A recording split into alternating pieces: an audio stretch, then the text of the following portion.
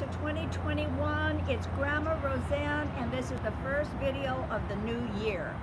I will tell you people, I'm really happy that 2020 is gone, and we're really looking forward to a beautiful, beautiful new year. So, I want to show you a little bit about my garden because I am loving it. Even though it's the dead of winter for the vast majority of the country, here in Southern California, we're still able to grow. So right over here are all my beets, which I absolutely love growing. And what I have done is I have already harvested quite a few. I've harvested quite a few and then been able to pickle them. And I think I have a video on that. If not, I will get one because they turned out delicious. And then this is Napa cabbage. Just look at this. This is glorious. And I only have 2 left because I had so many of them and I just gifted them to my neighbors. And then my neighbors were calling me and saying, what do we do with Napa cabbage? I said, I'm not really sure. So I started doing research and started playing around with recipes, and I found something for breakfast that is magnificent. I don't know about you guys, I get tired of eggs and bacon, and I don't want to eat pancakes, and so when I can find new interesting things, I want to make it. So I'm making this for cameraman and I hope you enjoy it enough to make it for yourself. So we're going to pull the Napa out. It's a big one.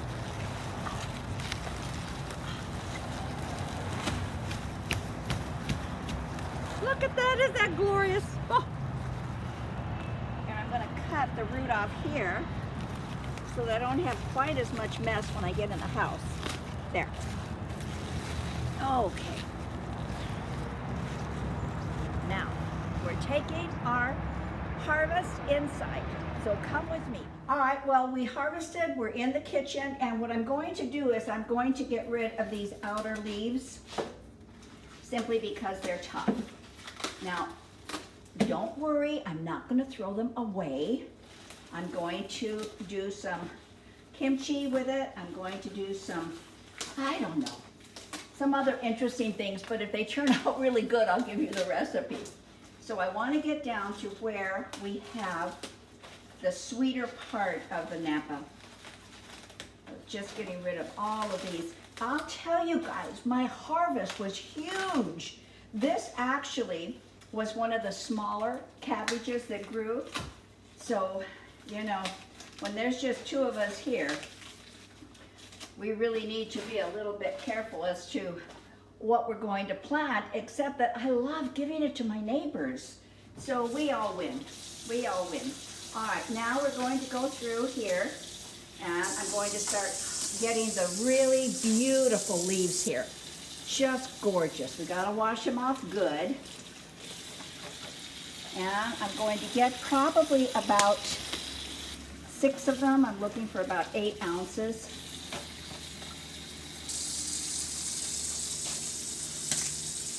It's so exciting when you grow your own stuff.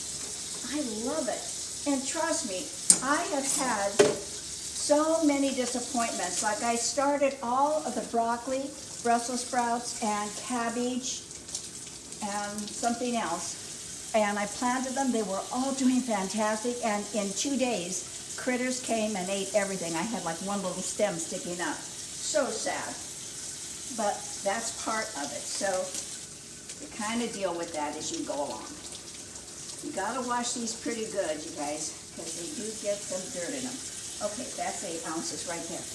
So that's all I need. I will come back and deal with this entire mess in just a minute. Now I need a couple of towels because I do want to dry these. So I will just spread one out and dab them. Just like that. I think it's exciting when you can find really good and healthy and nutritious things that you can grow and make something unique and something different. I've never seen anything like this on a menu ever, anywhere. So we're gonna make sure that it's delicious for us here in our kitchen. Alrighty. I'm gonna leave these here for just a few minutes, let them have just a little bit more drying time. And while that's happening, I'm gonna come over here and make the batter. So the batter is really important because we're going to be dipping that Napa cabbage into the batter. So what we have, all right, so we're going to make the batter. It's a very simple batter. It's salt, flour, egg. So simple. So we need 1 cup of chicken stock. If you don't have chicken stock, you can use water if you do, but you know your flavor is going to be so much better this way. I haven't made chicken stock in a very long time, so I'm just using a box chicken stock. Then we need to have some salt, and that's going to be 1/2 teaspoon of salt.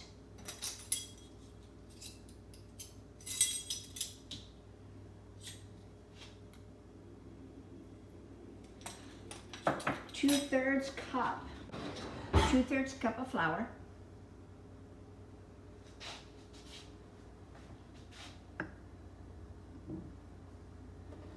And 1 egg. And here we're just going to give it a nice whisk, get everything incorporated, make a nice little batter out of this. We're going to fry this just in some vegetable oil, so I'm going to start that oil here in just a second.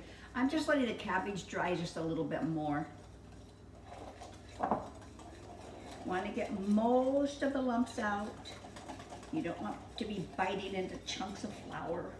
All right, so now we're going to move over here to the stove. Heating in this pan, it's about 2 tablespoons of vegetable oil, and you want to get it up to a good high heat.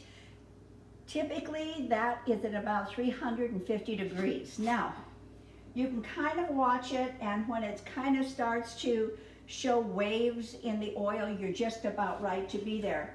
But I've got this handy dandy little tool here, and all you do is press it, and it tells you where you are in oil. I'm at 176 degrees, so I have to wait a little bit for this to come up. But isn't that cool? And I mean, something like this, you can pretty well just judge it.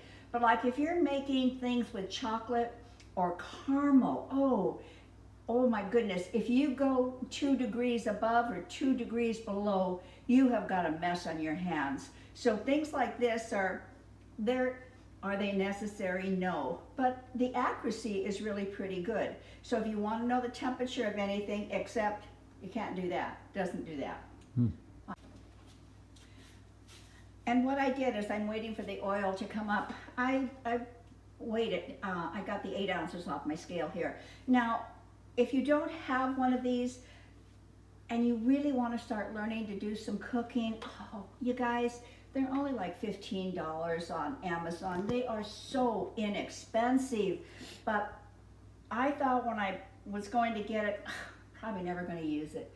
I use it constantly. So that might be a little investment that you might want to make in order to start your tools in the kitchen if you don't have them already. Well, we're a little hot, so we're at 382. I'm just going to turn that down, but it's okay. At 350, 375, you're good. So this will come down in just a couple of minutes. So what we do is just dip this in, get it nicely coated. You want to cut the stems. Now they're good to eat, so don't cut them out, but you want to cut the stems so that you can actually get it to lay down.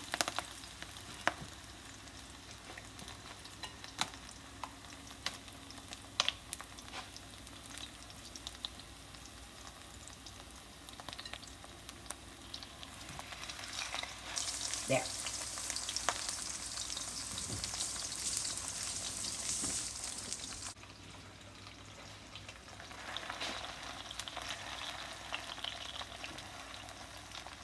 I would say just like maybe 3 minutes. on each side. But you'll see when it starts getting golden. And you see when you break the stems like I did here, you see how nice and flat it'll lay. Otherwise, they're going to turn up on you. But see how I cut them? I broke them so that they would lay flat. I want to check my temperature again. And I'm low, so I'll kick the temperature up. Once you put your ingredients in, whatever it is you're frying, your chicken, your french fries, your potatoes, whatever it is, it's really going to reduce that temperature. So watch it so that you can get that temperature back up as quickly as possible. So while our cabbage are doing what it needs to do, we're going to go ahead and make the sauce for this. Now these are the ingredients that you're going to be using for the, not this one, but you'll be using these ingredients for the dipping sauce for this. So what we want is 2 tablespoons of soy sauce.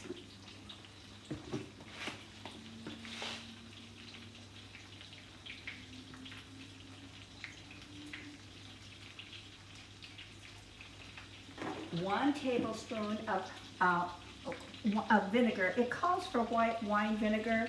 I'm using a sherry wine vinegar because I think it's going to taste better. And then we need some, it calls for Korean hot flakes, which I don't have. I'm using some Sriracha because I want it to have a little bit of heat, and this will do it, but not too much. And then sesame seeds, just whatever you like. And then the recipe, once again, calls for green spring onions. And I have a lot of leeks growing in my yard, so we are doing leeks instead of green onions. And then we mix it up, just like that. That's our dipping sauce. And then we will go back over and see how we are frying. I want to check that temperature again. I'm going to spoon a little bit of the batter, a little bit more of the batter around.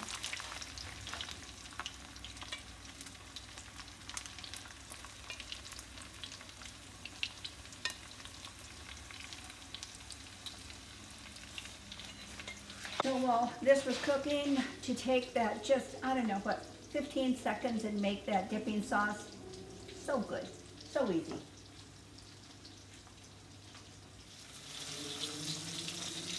Aren't these looking beautiful? They're just nice and crispy and golden and super delicious, I'm quite sure. I'm going to let this cook for just a couple more minutes, and then I'm just going to drain them, and then we will eat them. Here we go. Ooh, that looks beautiful. Look at that, will ya? Oh, gorgeous. Just going to pat it a little bit. Get a little bit of that oil off of them.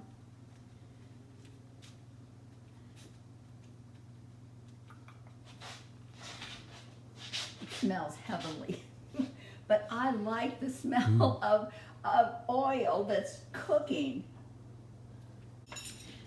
Well, here we are. Isn't it beautiful? I think it's absolutely gorgeous. And we have our dipping sauce right here ready to go. So now it's time for a taste. Now you know me, it's coming out of a 375-degree oil, and I'm just gonna pop it in my mouth and be crying the blues in about a minute. A little bit of sauce over it.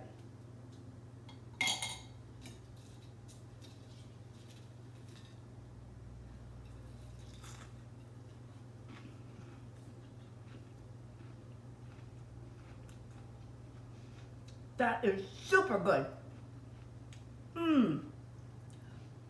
Absolutely delicious, you guys. So, if you've grown Napa cabbage, go for it.